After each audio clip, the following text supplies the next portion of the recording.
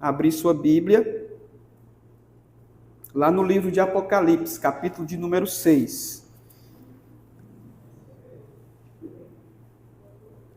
Apocalipse, meus irmãos, é um dos livros mais fáceis, né, de nós encontrarmos, porque ele é o último livro, né? O último livro da Bíblia. Por isso que ele é fácil de encontrar.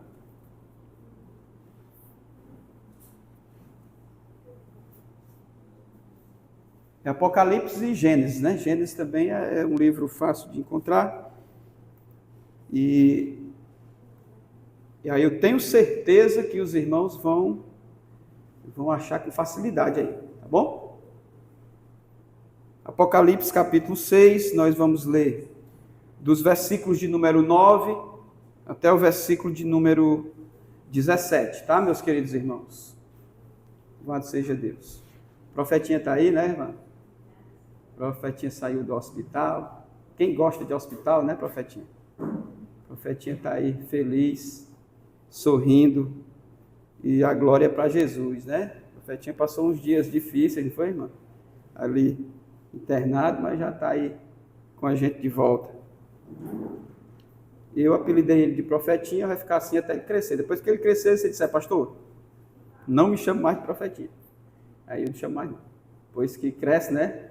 Ele pode decidir, né? Mas enquanto ele é pequenininho, nós vamos chamando ele assim, é um nome carinhoso. É o profetinha. Amém, queridos? Todos encontraram? Quem não encontrou, o texto está aí na projeção. Graças a Deus que a mídia voltou aí, né? Está tudo funcionando normalmente. E agora nós vamos fazer a leitura bíblica, você acompanha aí, tá bom? Diz assim, meus irmãos, o texto bíblico. Quando ele abriu o quinto selo, vi debaixo do altar as almas daqueles que tinham sido mortos por causa da palavra de Deus e por causa do testemunho que sustentavam. Clamaram em grande voz, dizendo: até quando, ó soberano, santo e verdadeiro, não julgas nem vingas o nosso sangue dos que habitam sobre a terra? Então, a cada um deles foi dada uma vestidura branca, e lhes disseram que repousassem ainda por um pouco de tempo, até que também se completasse o número dos seus conservos e seus irmãos, que iam ser mortos, como igualmente eles foram. O sexto selo. Vi quando o cordeiro abriu o sexto selo, e sobreveio um grande terremoto, O sol se tornou negro como saco de crina, e a lua toda como sangue. As estrelas do céu caíram pela terra, como a figueira, quando abalada por vento forte, deixa cair os seus figos verdes, e o céu recolheu-se como um pergaminho quando se enrola. Então todos os montes e ilhas foram movidos do seu lugar. Os reis da terra, os grandes, os comandantes, os ricos, os poderosos, e todo escravo, e todo livre, se esconderam nas cavernas e nos penhascos dos montes, e disseram aos montes e aos rochedos: caí sobre nós, e escondei-nos da face daquele que se assenta no trono e da ira do Cordeiro, porque chegou o grande dia da ira deles. E quem pode suster-se? Vamos orar. Senhor, nosso Deus, nosso Pai, a palavra que nós acabamos de ler nesse instante, meu Senhor, ela é tão somente Tua. Por isso nós queremos pedir ao Senhor que o Senhor traga ao nosso coração nessa noite os ensinamentos que nós precisamos ouvir acerca da Tua palavra, Senhor. Diante da complexidade que é o Apocalipse, meu Pai, O que nós te pedimos é a condução do teu Espírito Santo, para que nós possamos absorver somente aquilo que vai causar e provocar uma mudança na nossa vida, Senhor. Que o teu Espírito Santo, neste momento, possa estar nos esclarecendo e nos dando sabedoria para aplicar esta palavra que é poderosa aos nossos corações. Nós queremos entender a tua palavra tão somente, Senhor, pois só o Senhor tem poder para esclarecer a cada um de nós. É a nossa petição nesta noite, no nome de Jesus Cristo. Amém. Meus irmãos, já fazem alguns domingos que nós estamos aqui ministrando sobre o tema do Apocalipse. É um tema escatológico, meus irmãos. Eu não vou dar o significado mais uma vez para os irmãos, porque nós perdemos muito tempo e as pregações escatológicas, elas se esticam demais. Por esse motivo, o conselho que eu dou para você é que você acompanhe aí as outras pregações através do YouTube, certo? O irmão está postando essas pregações, está lá no YouTube, você vai lá, acessa e se inscreve no nosso canal, PIB Itarema. Aí está lá a pregação do culto, dos cultos passados, os esboços, as pregações, estão lá. Você vai, acessa e vai assistindo os outros cultos, para que você possa se situar, tá? Mas eu quero dizer para os irmãos que nós vamos fazer o máximo possível para que esse texto que nós lemos hoje, ele chegue ao seu coração de uma forma compreensível, tá certo? Nós não queremos dificultar a escatologia do Apocalipse, nós queremos esclarecer para os irmãos. É o nosso objetivo em pregar a escatologia, meus irmãos. E um grande desafio para nós, os pastores desta geração. E eu confesso para os irmãos que dá trabalho pregar sobre o Apocalipse. Eu acho que tem assuntos no ministério pastoral que é muito problemático para a gente pregar, por conta da diversidade de conceitos e hermenêuticas que se tem acerca dos assuntos, interpretações acerca dos assuntos. Então, tem assuntos que são difíceis mesmo, mas nós precisamos pregar, porque a nossa igreja precisa ficar atualizada acerca desses assuntos difíceis também, não é? Pregar só que Jesus vai voltar é muito bom, todo mundo sabe disso, mas como é que isso vai acontecer? Quais são os sinais? Quais são os acontecimentos? Quais são os movimentos dessa última era? O que é que estão dizendo por aí acerca do assunto? O que é que estão falando? O que é que a Bíblia diz? O que os teólogos tradicionais, historiadores do passado disseram? O que viveram os mártires lá atrás? O que é de fato esse assunto da escatologia? O que é a grande tribulação? Todo mundo fala de tudo. E na internet está cheio de coisa para a gente ouvir. Então nós, como pastores, o que é que nós fazemos?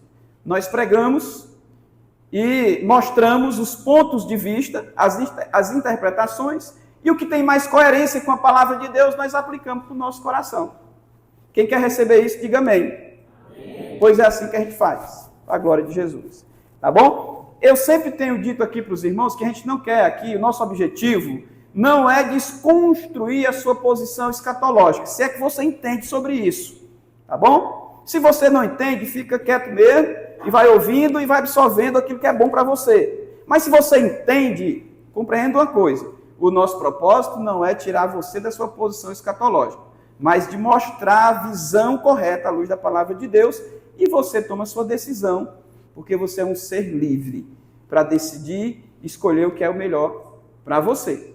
Tá bom, meus irmãos? Assim nós vamos discorrer também na interpretação dos últimos selos, o quinto selo e o sexto selo hoje. Nós vamos meditar sobre os dois juntos, porque eles estão interligados. Tá bom, meus irmãos? No próximo domingo a gente continua meditando sobre um período, né, ou um período, um interlúdio, né, que eles chamam, um período que eles dão de um selo, do sétimo selo para o do sexto selo para o sétimo selo, nós vamos falar também um pouquinho sobre isso aí, falar um pouquinho sobre os 144 mil. Então, se você tem curiosidade de entender o que é os 144 mil, aí no próximo domingo você não falta, você vem para o culto, e nós vamos falar quem são esses 144 mil, tá certo? E vamos meditar um pouquinho para a gente entender o que a Bíblia fala sobre isso e qual é a interpretação correta, ou mais coesa com as Escrituras Sagradas.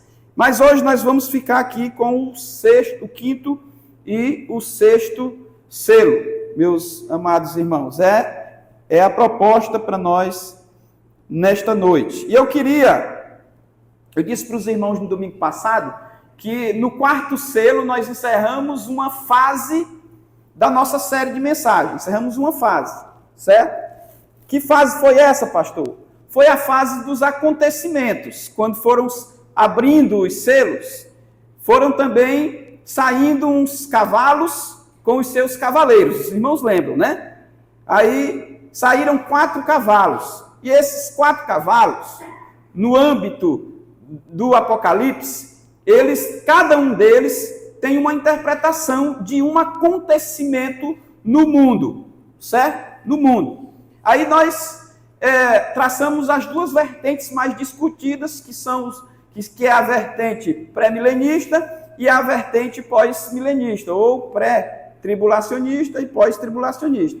Nós explicamos para os irmãos aqui esse paralelo, tá? Alguns dizem que os acontecimentos dos cavalos, eles para a era da grande tribulação, é para o período da grande tribulação.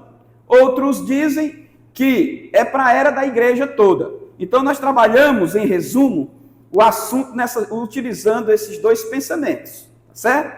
E aí, os irmãos, no final, a gente eu expliquei qual era a minha influência e nós fechamos o assunto. Então, os 4 cavalos e seus cavaleiros são acontecimentos que vão surgir no mundo ou já estão no mundo há muito tempo, certo? A era toda da igreja, esses acontecimentos já são vigentes, tá bom? Então, foi esses 2 pensamentos, os acontecimentos dos 4 cavalos, são acontecimentos no mundo, ou para a terra, ou para a era da igreja, né? Ou para a humanidade no período da grande tribulação, tá bom? Então, foi esses 2 pensamentos aqui que nós abordamos e explicamos a figura dos cavalos e os seus cavaleiros nesse contexto aí, nesse ambiente. Essa era a situação. Aí nós estamos agora no quinto e no sexto selo mudando de fase. Estamos passando de fase. O assunto ainda é o mesmo. É um assunto escatológico que fala do fim dos tempos. Certo? O assunto segue na mesma sequência. Só que o contexto o cenário, na verdade, é outro. O cenário do quinto e do sexto selo é outro. Tá, meus irmãos? Daqui a pouco eu explico um pouquinho mais sobre esse cenário. Na verdade, eu já vou entrar aqui na exposição, já vou explicando para os irmãos. Irmãos, quando nós entramos no quinto selo, eu vou fazer a exposição primeiro do quinto selo, nós vamos perceber que o cenário que João agora vê e está é outro, totalmente diferente do primeiro cenário, quando ele teve a revelação dos cavalos, nos versículos anteriores e nos capítulos anteriores que nós ministramos aqui e refletimos juntos, certo? João está ainda na mesma visão, por isso que eu digo que é o mesmo assunto, ele está na mesma visão. Aí agora João tem uma visão, ele tem uma visão de um lugar que nós acreditamos teologicamente, que é a visão do céu. É uma visão de um lugar celestial, espiritual, certo? Por quê, pastor? Porque o texto diz, irmãos, que, deixa eu ler aqui o versículo de número 9, diz assim, quando ele abriu o quinto selo, o cordeiro, né? Eu vi debaixo do altar as almas daqueles que tinham sido mortos por causa da palavra de Deus, certo? E por causa do testemunho da palavra de Deus, tá? Então, a visão, o entendimento que nós temos aqui, meus irmãos, ao estudarmos a escatologia, é que nesse selo, o cenário de João, né, ou a visão de João muda, o cenário muda. Ao invés da terra, João, ao invés de falar sobre acontecimentos terrenos, que foi representada pela figura dos cavalos, ele agora agora João passa a ver o céu. Antes, João viu o efeito na terra do que é causado no céu. Agora João está no céu e ele vê o efeito do céu do que é causado na terra. Irmãos, João está tendo uma visão espiritual. João está tendo uma visão de quem viveu aqui na terra e agora está no céu. Está em um lugar reservado, aguardando o Senhor fazer justiça. Porque o apelo das almas aqui. Até quando, ó poderoso e soberano, né? Não vingarás o nosso nome, não farás justiça.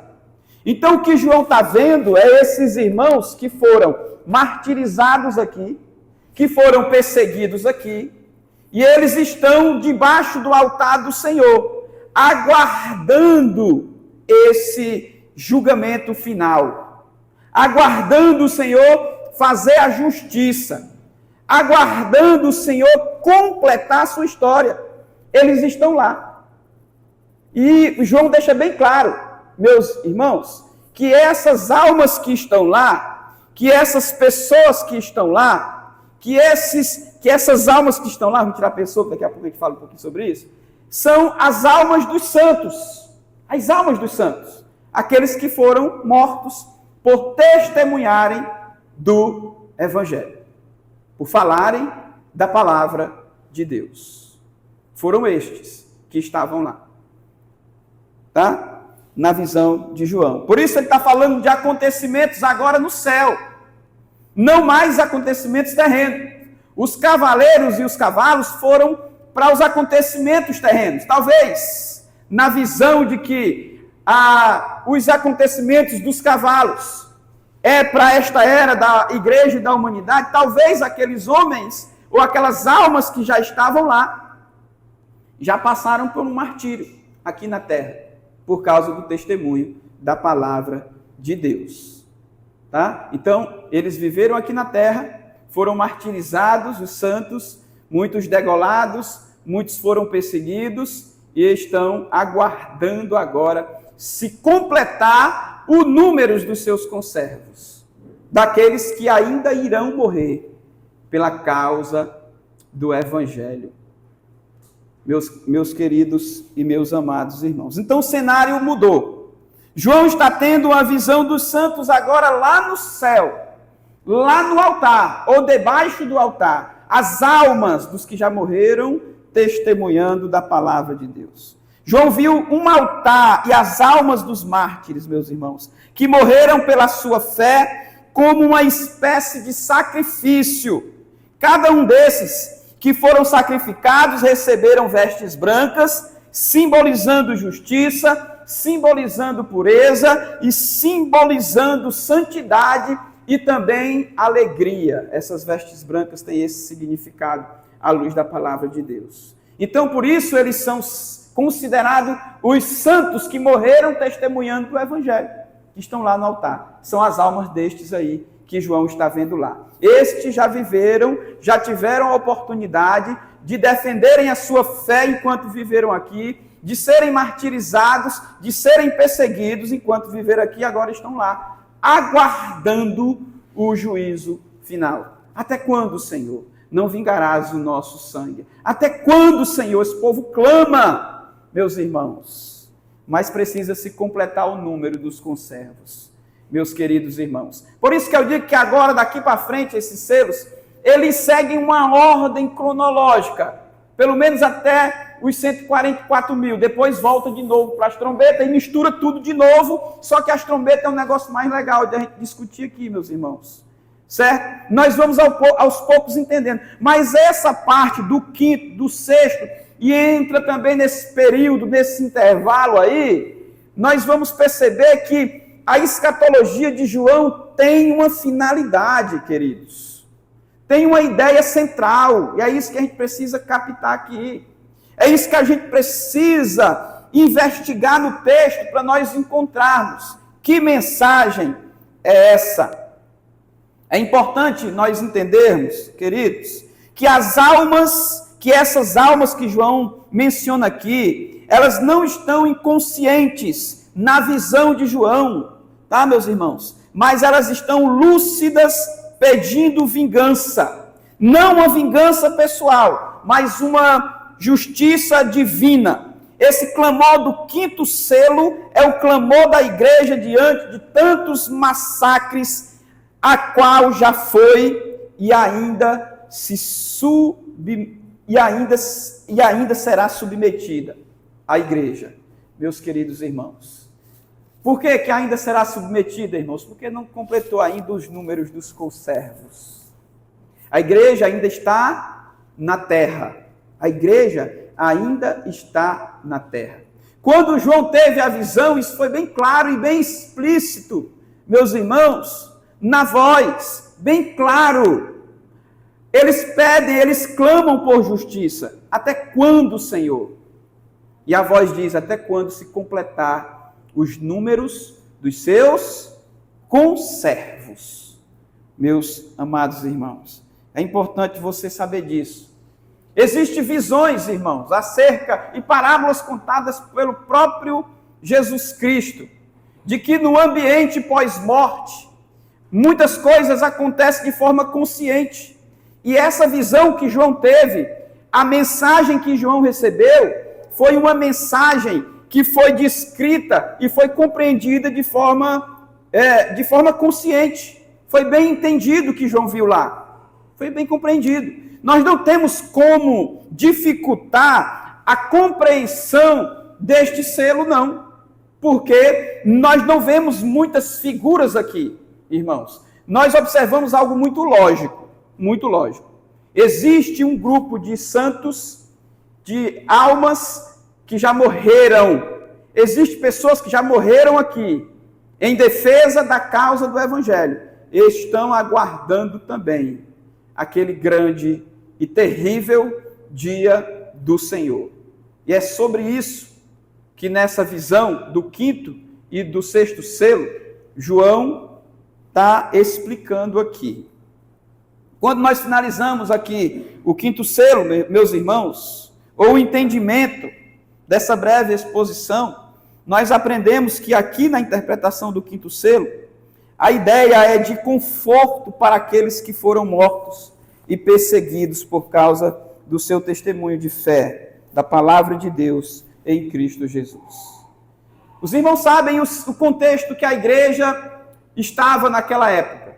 João estava, quando recebe a visão, já disse para os irmãos, a igreja estava sendo perseguida, a igreja estava sendo martirizada, os irmãos estavam sendo queimados em praças públicas, os irmãos estavam sendo devorados por leões, os irmãos estavam sendo degolados, os irmãos estavam sendo perseguidos. Meus irmãos, então João vem com essa palavra de conforto e esperança, dizendo, ou atendendo, na verdade, a perspectiva daqueles irmãos que, daquele momento, que não sabia para onde ir. A palavra que eles precisavam era de conforto. Como é que para onde nós vamos diante de uma perseguição dessa? Então João vem e fala da visão lá das almas que estavam debaixo do altar. Ele viu.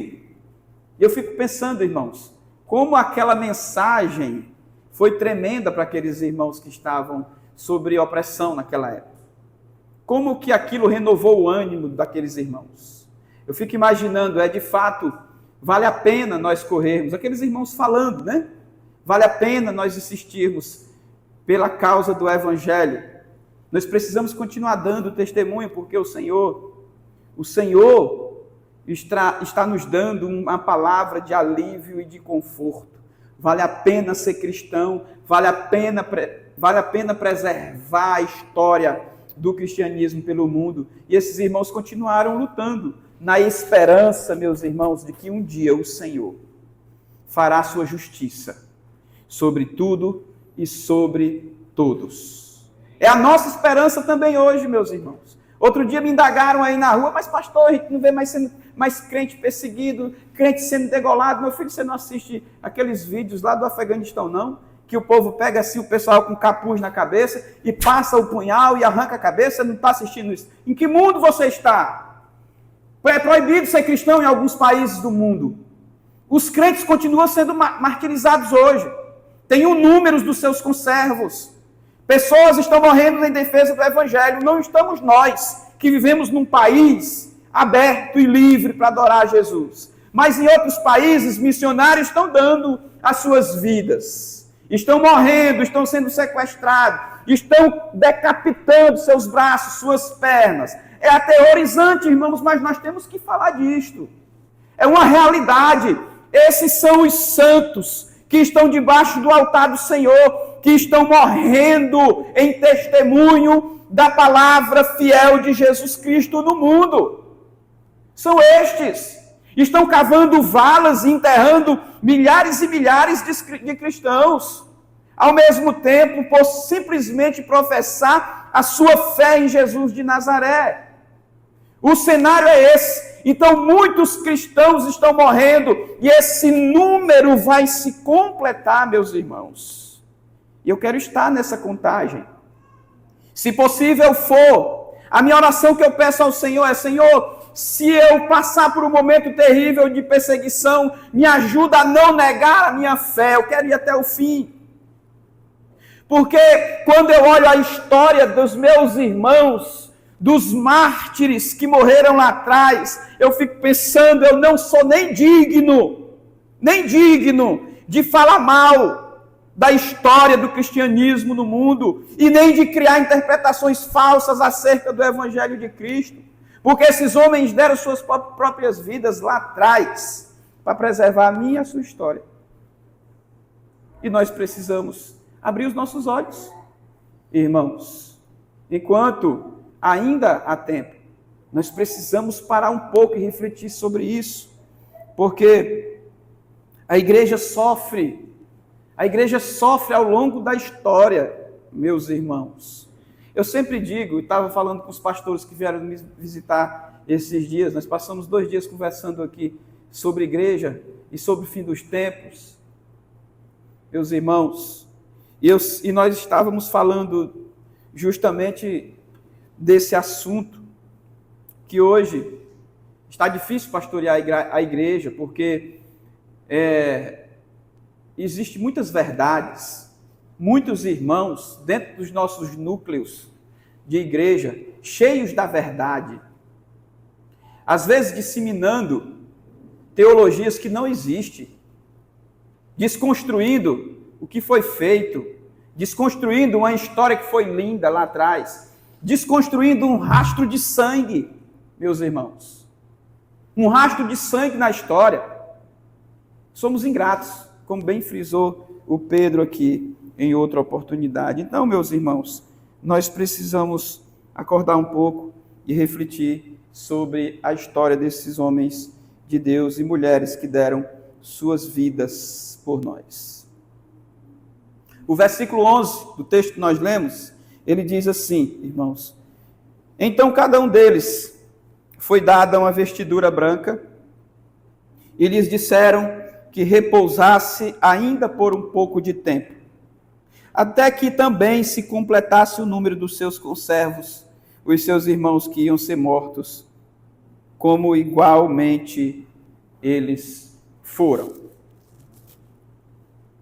Isso aqui, irmãos, essa parte final aqui, daqui a pouco eu vou falar um pouco sobre ela, é uma parte que desconstrói muitas interpretações escatológicas acerca do Apocalipse. Porque nós estamos vendo que João está tendo uma visão dos santos que estão mortos no céu, e ainda tem uma quantidade que irão passar pelas mesmas coisas que eles passaram. E eu frisei para os irmãos aqui alguns exemplos. Muitos já estão passando hoje, estão sendo decapitados ainda hoje, na era da igreja. Certo? Na era da igreja. Aí tem alguns que pensam assim, não está errado, porque tem textos para isso. Mas eu vejo que esse pensamento precisa ser mais discutido. Tem alguns que pensam assim, esse período de decapitação de Marte é só na grande tribulação. Que história? Que história? A igreja sofre tribulação desde que entrou no mundo. Se você não vê, é porque você não está se informando. Se nós não estamos vendo, é porque a gente não busca. Irmãos, o sofrimento, a igreja sofredora no mundo, foi até tema da campanha de missões anteriormente, na nossa convenção. Se você não consegue ver essa igreja sofrendo no mundo ao longo da história, eu não sei que tipo de Bíblia nós estamos lendo. Eu não sei como você está enxergando, interpretando as Escrituras Sagradas. Irmãos, o período de perseguição e tribulação e de sofrimento na igreja começou há muito tempo atrás. Há muito tempo atrás. E aí tem uma profecia vindoura nessa visão de João, que ele diz que até quando os mortos, ele diz assim, até que também se completasse o número dos seus conservos e irmãos, que iam ser mortos como igualmente eles foram. Ainda está em andamento essa profecia. Tem irmãos morrendo todo dia. E até quando isso vai? Até quando isso vai? Né? E aí, na visão de João, é para ter paciência. O pedido é: tenham paciência. O número dos conservos ainda não se completaram. Quando se completar todos aqueles que irão morrer pela causa do Evangelho, aí sim, meus queridos irmãos, aí será a justiça de Deus. Nós entramos agora na exposição do sexto selo, que fala um pouco sobre isso. O sexto selo, meus irmãos, ele mostra o dia da ira do Cordeiro. O dia da ira do Cordeiro. Começa no versículo de número 12. Ele diz: vi quando o Cordeiro abriu o sexto selo, e sobreveio grande terremoto. O sol se tornou negro, como um saco de crina, a lua toda como sangue, as estrelas do céu caíram pela terra, como a figueira quando abalada por vento forte deixa cair os seus figos verdes. E ele vai contando os acontecimentos do sexto selo, um abalo na natureza, isso que a gente consegue ver aqui, o dia da ira do Cordeiro de Deus. Isso vai acontecer, meus amados irmãos, quando o tempo do fim chegar no seu ápice final. Nós não podemos aqui dizer com precisão se esse é o período da grande tribulação final. Eu prefiro acreditar que seja um período tribulacional nunca jamais visto em toda a história da igreja na Terra. Eu prefiro ver assim, fazer essa análise dessa maneira, que vai ser um período difícil na era da igreja, muito difícil, de abalos na natureza, de terremotos de proporção e de magnitude jamais vista em todos os tempos. Meus amados irmãos, eu vejo Deus chacoalhando o mundo assim, para ver se embaraça mesmo. Deus vai exercer a sua ira, irmãos. Vai ser um tempo difícil, e Deus tem poder para chacoalhar a terra a hora que Ele quiser. Vai ser um tempo difícil, vai ser um tempo de dor, vai ser um tempo de angústia, meus irmãos. O fato é que o sexto selo mostra o dia da ira do Cordeiro. É o dia do juízo, e não há quem possa escapar, ou como escapar. João usa como símbolo desse dia, o universo sendo completamente sacudido, e os homens tentando se esconder, não desse aterrorizante cenário, mas das mãos de Deus. É o que o texto fala. Eles se escondem nos montes para se livrar das mãos de Deus.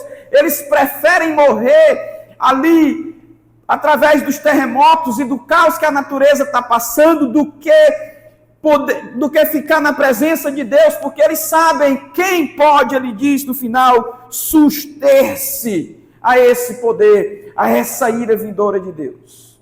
Quem pode contra esse Deus? Ninguém pode. Portanto, querido, deixa de brincar de ser crente em nome de Jesus. Deixa de brincar de ser crente em nome de Jesus. Assuma compromisso com o Senhor. Chegará um dia que nós não vamos ter mais essa oportunidade não, irmãos. A Bíblia diz aqui nesse selo que os poderosos, quer reis, quer livres, quer crentes falsos, quer ideologias, quer o que for, vão ter que encarar essa realidade final. Não existe autossuficiência nem inteligência. Não existe super-homem e super-mulher nesse dia. Não vai existir, não. A Bíblia diz reis, poderosos, escravos, livres. É o que o texto diz aqui. Nós não podemos, irmãos, negar que o texto está falando sobre isso. E no dia que Deus for exercer a sua justiça, a sua ira, o negócio vai pesar. Hoje, eu costumo sempre dizer, nós estamos na dispensação da graça de Deus. Hoje nós pecamos, nós nos arrependemos, o Senhor nos perdoa. Nós falhamos, nós às vezes negamos o Senhor, nós somos maldizentes, né, Pedro? Como disse o texto. Nós pedimos perdão e o Senhor nos perdoa. Nós estamos vivendo um período da graça de Deus. Eu digo, é um período de paz, onde o crente faz o que quer, a hora que quer, do jeito que quer. Fala pastor, fala igreja, como nós meditamos domingo. Ouça o que o Espírito diz à igreja. Pode falar quem quiser, você está vivendo do jeito que você quer. E eu também. Ponto final. Essa é a grande verdade. Por causa da dispensação da graça. Porque o Senhor ainda tolera, mas chegará um dia, meus irmãos, que ele vai exercer juízo, e ele vai exercer um juízo justo, uma ira justa. E nós não podemos dizer, quer dizer que esse Deus, ele é um Deus cruel? Não, está escrito, irmãos, que um dia ele vai exercer essa ira. Ai daqueles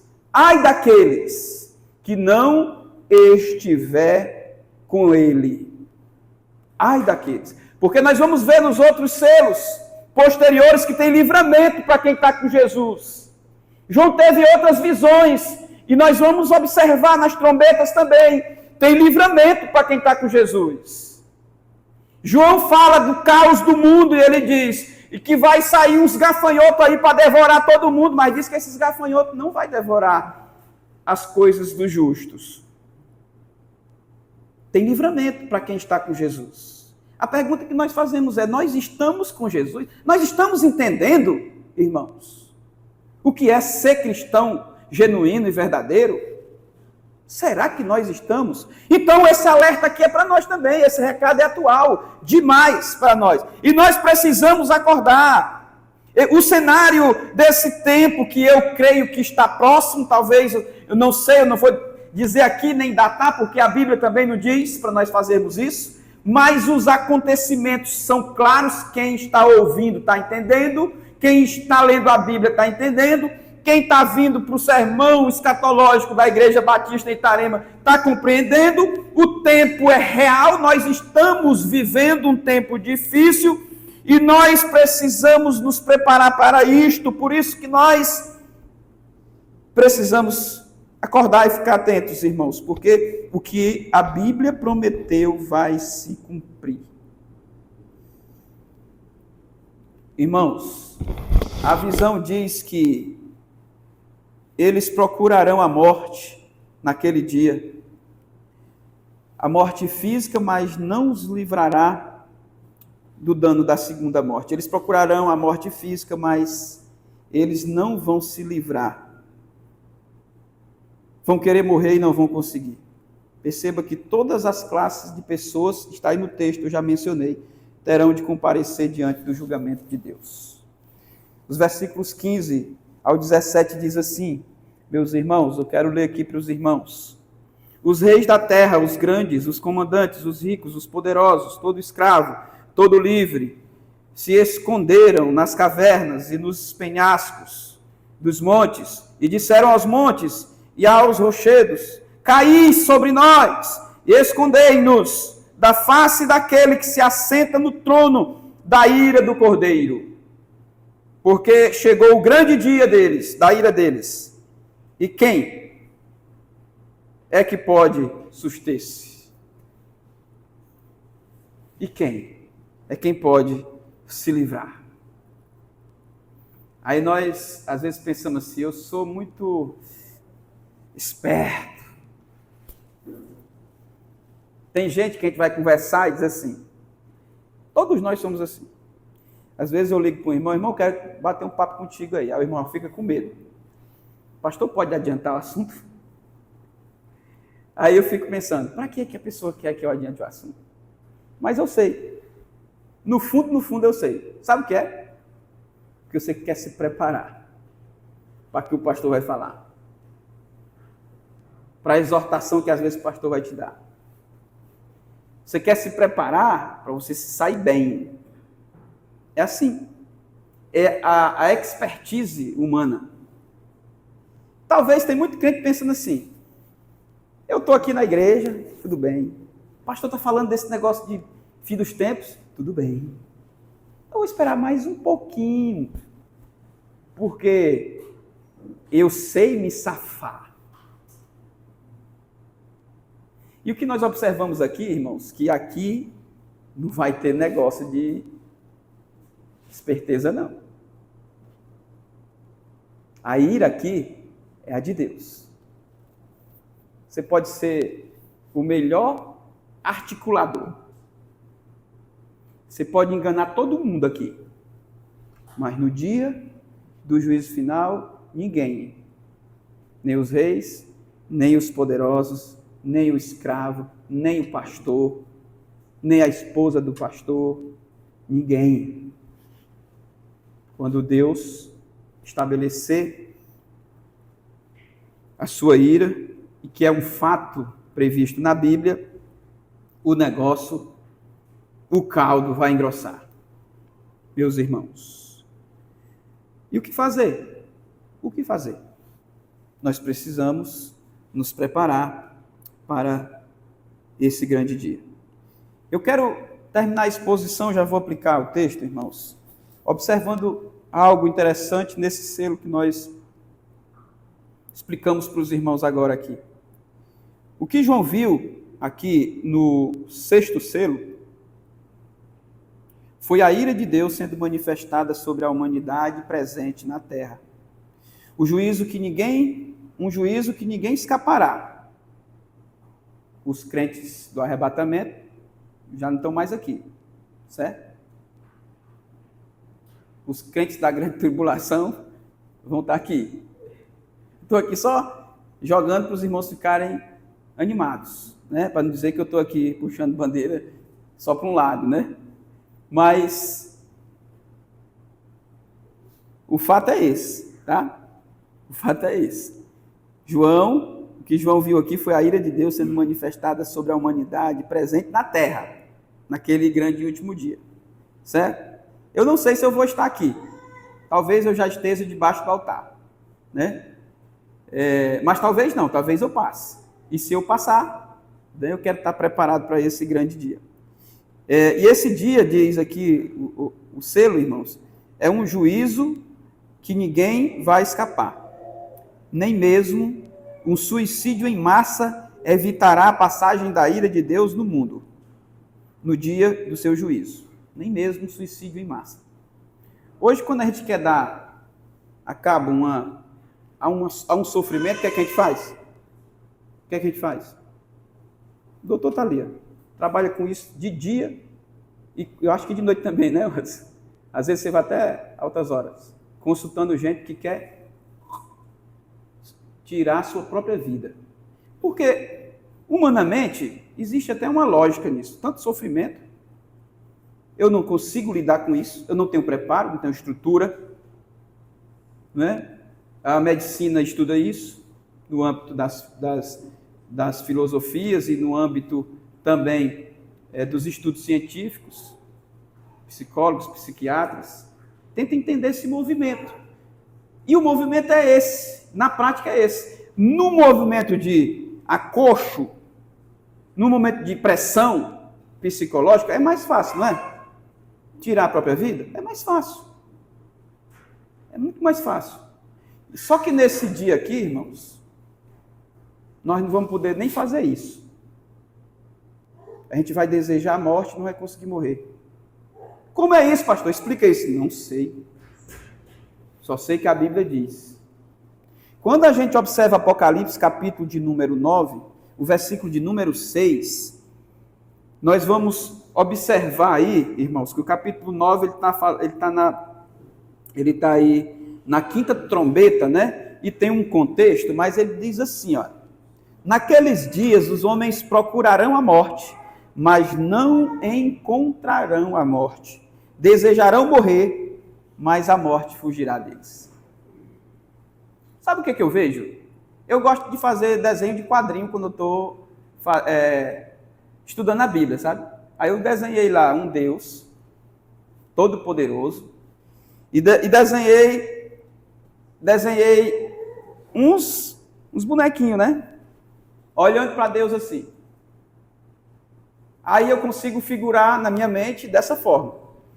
Eu vejo lá o Deus Todo-Poderoso dizendo assim: eu não avisei. Aí os bonequinhos tudo correndo. Né? Eu não avisei. Aí os espertalhões dizem: eu vou tirar minha vida. Aí Deus não pode mais. Tu vai passar. Porque eu estou avisando. Deus está avisando, irmãos. Isso aqui é um grifo meu. Você faz o seu, eu fiz a minha história. Eu criei e elaborei isso na minha mente. Deus está avisando todo dia. Aí a gente fica: não, eu vou deixar mais um pouquinho, pastor. Eu vou deixar mais um pouquinho, mulher. Eu vou deixar mais um pouquinho, minha esposa. Nem agora não. Aí você vai agindo assim. Chegará um dia que o negócio vai chegar, é como a vigilância das virgens lá, né, pastor Isaías? Que a gente estava conversando outro dia.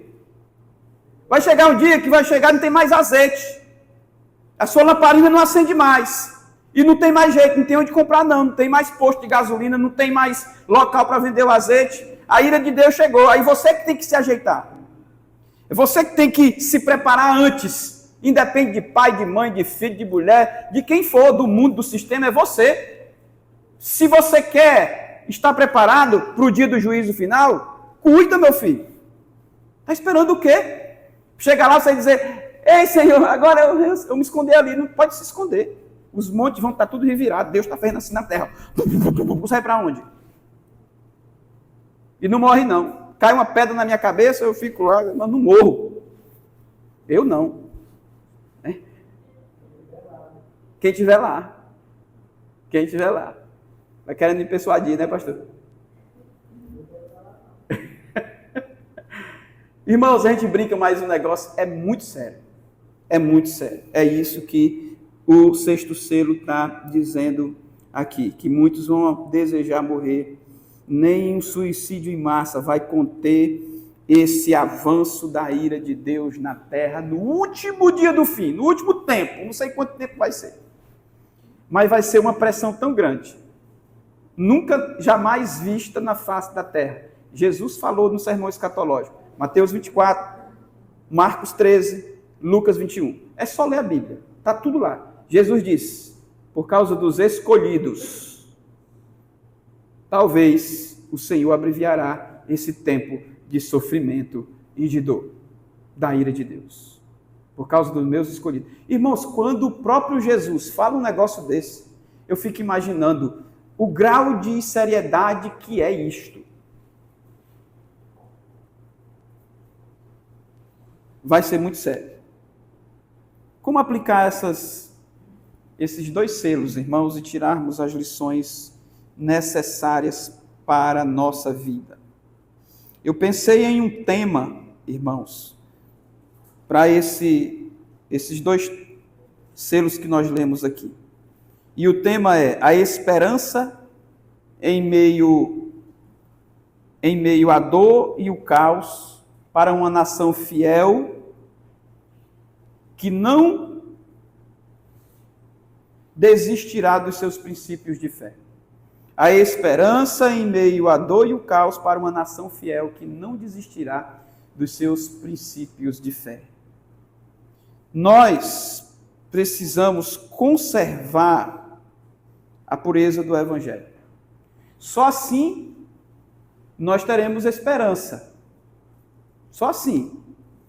Nós devemos conservar puro e genuíno a pregação e o testemunho da palavra de Deus em Cristo Jesus. Só assim nós teremos esperança. Nós devemos obedecer o Evangelho, cumprindo e fazendo tudo aquilo que o Senhor Jesus pediu para que nós fizéssemos. Só assim nós teremos esperança. Senão, não há esperança no dia da ira do Senhor. Primeira coisa, anote aí.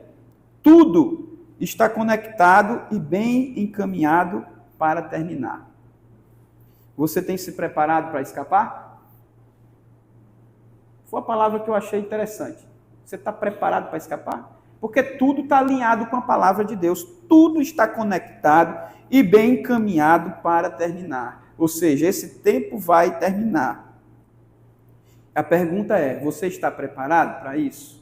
Você tem se preparado para isso? O tribunal de Cristo, meus irmãos, refere-se ao julgamento dos cristãos após a morte de cada um deles para recompensá-los por suas obras. Os crentes darão conta de suas vidas e serão recompensados, que é a esperança que nós falamos aqui, conforme o esforço de cada um na obediência ao Evangelho. Porque não é fácil não obedecer ao Evangelho, não, irmãos. Exige um esforço. Isso não significa dizer que você vai ser salvo por mérito seu, não. Mas para você ser salvo, você precisa entender a dinâmica do Evangelho. E a premissa maior do Evangelho é a obediência a Jesus Cristo.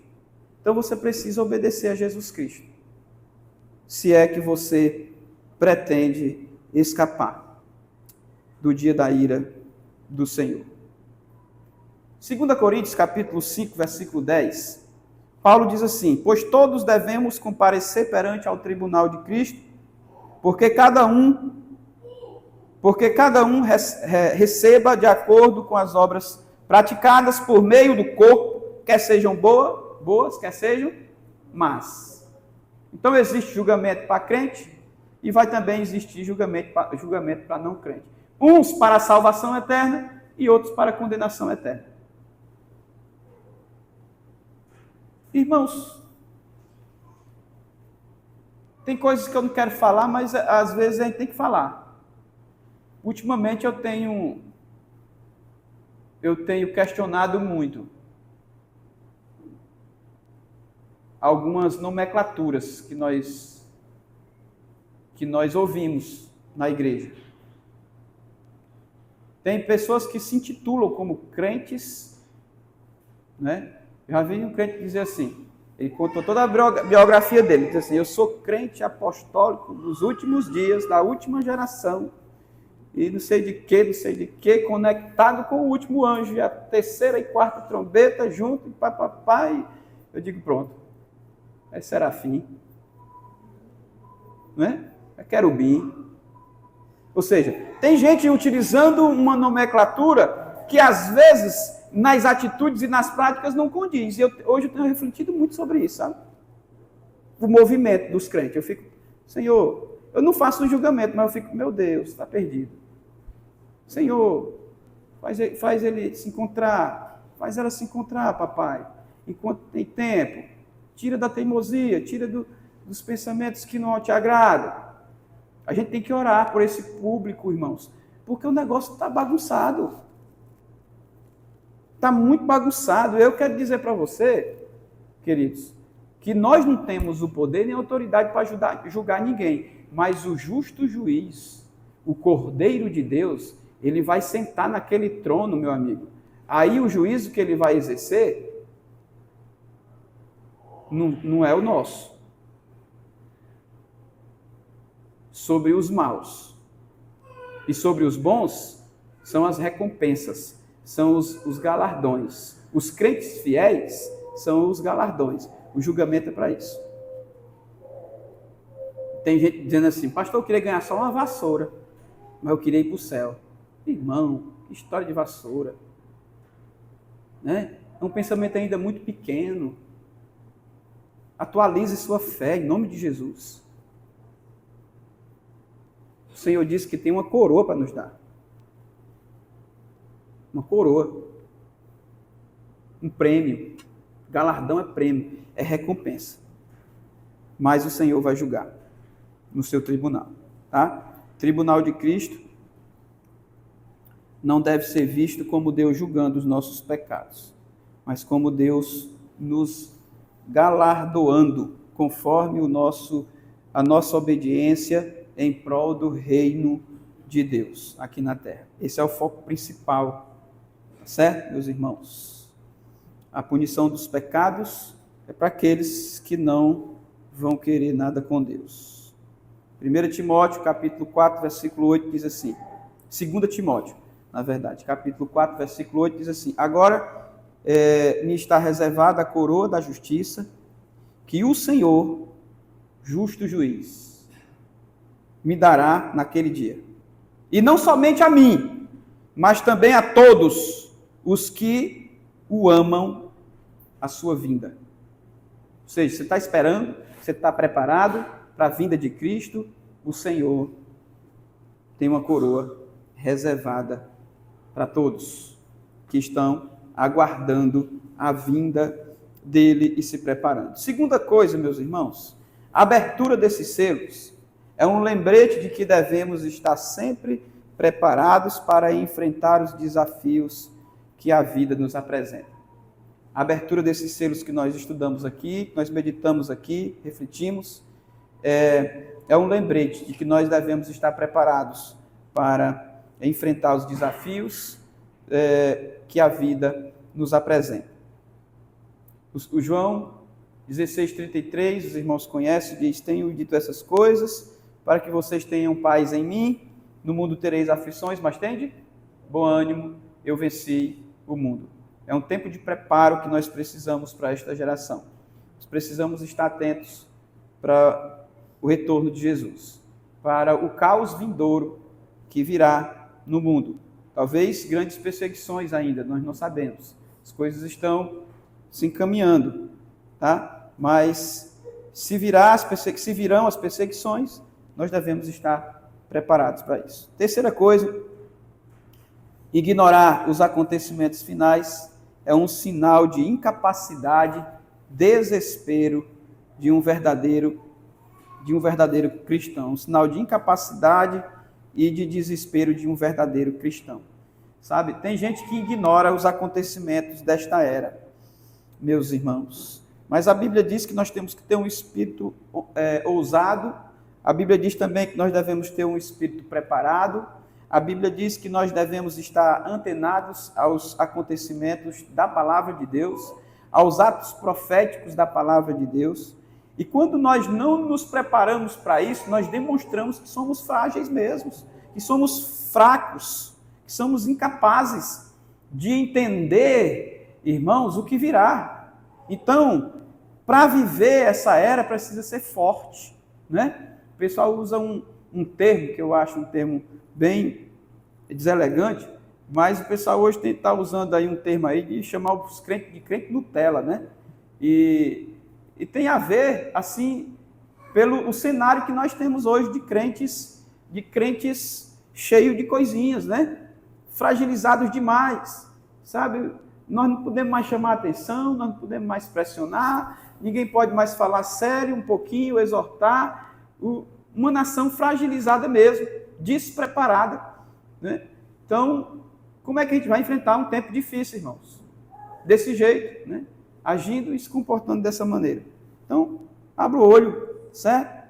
Você tem que se mostrar capaz. Diante do que vem, você tem que ser forte. Você tem que se levantar e dizer, Jesus é maior. Jesus é a salvação. Você tem que ser um crente convicto. Você tem que defender e testemunhar da sua fé de pé e não de cabeça baixa. Encarar as suas dificuldades, os seus dilemas, os seus problemas. Não demonstre ser um cristão despreparado diante da sociedade, porque eles vão pisar em você. Eles vão esmagar você. Você tem que ter voz e tem que ter vez, em nome de Jesus. Isso é estar preparado para esse tempo. É você brigar mesmo com a grande massa do sistema do diabo na terra. Ele se levanta, mas nós temos autoridade para fazer ele cair, em nome de Jesus. Mas depende muito de nós. Precisa malhar o espírito, tá, meus irmãos? Tem gente que está malhando só a barriga, né? Outros estão malhando só na academia. A gente precisa malhar o espírito.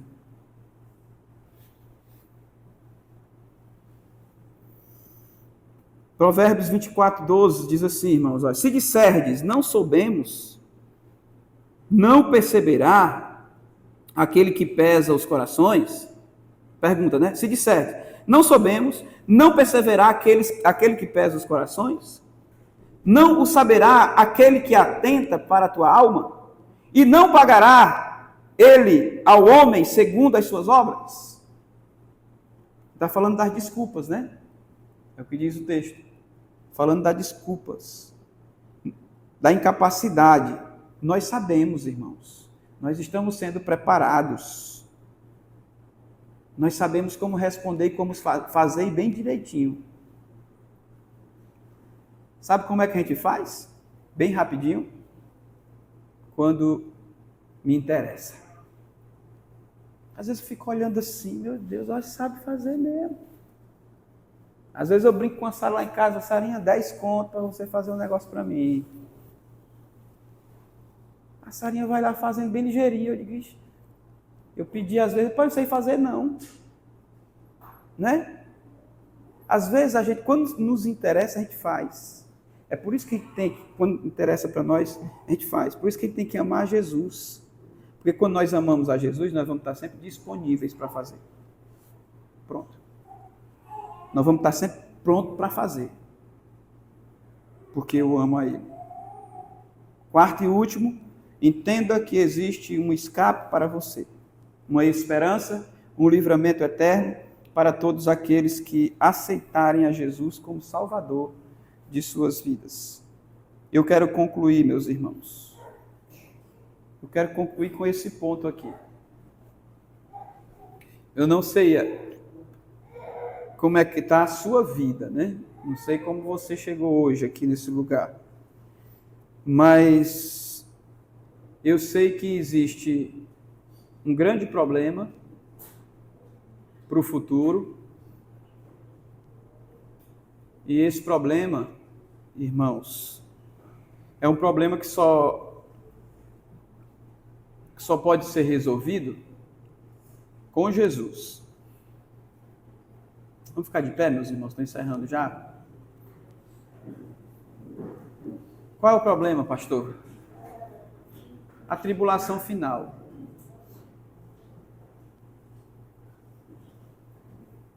Qual é o problema, pastor?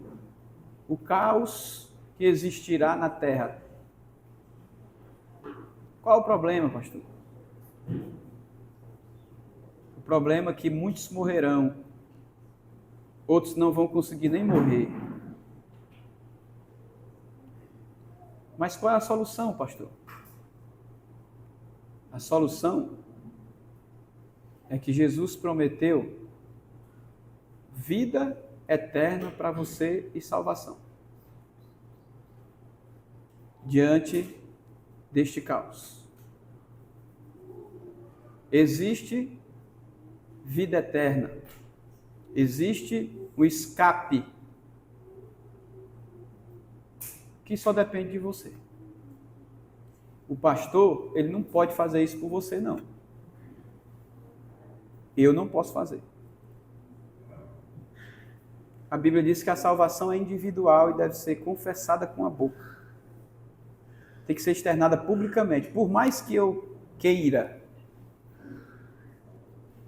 que você se salve, eu não posso fazer isso por você. Ah, se eu pudesse. Ah, se eu pudesse. E só existe esse escape, irmãos. Para os que estiverem com Jesus, ele prometeu livramento. E até para a morte eu digo que tem jeito. Porque depois que você morre,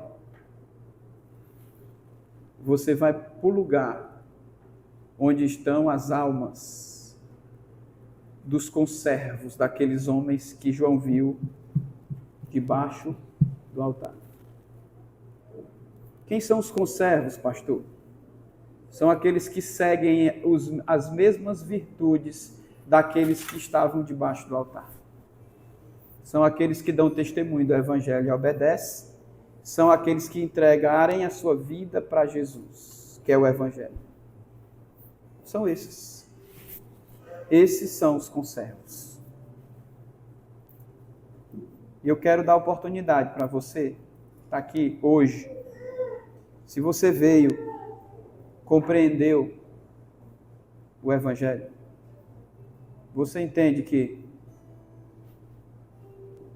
o Evangelho ele pode fazer a diferença na sua vida?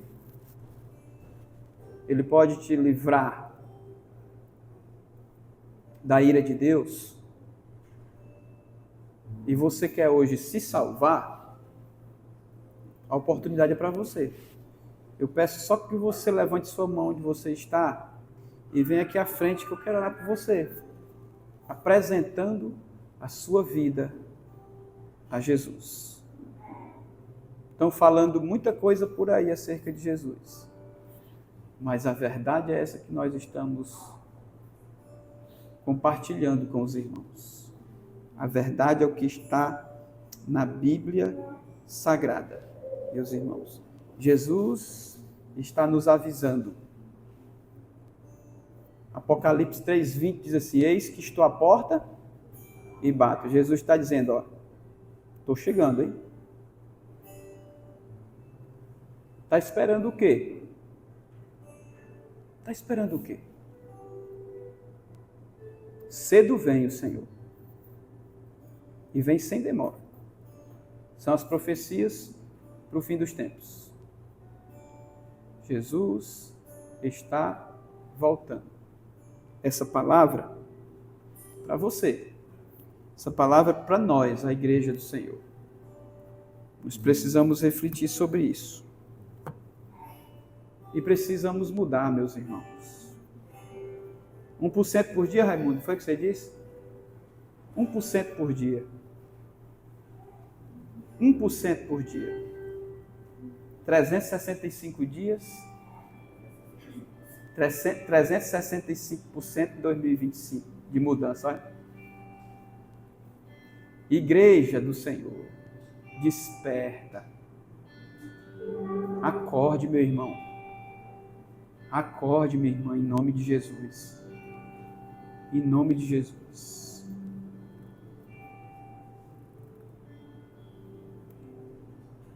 Vamos cantar, irmãos?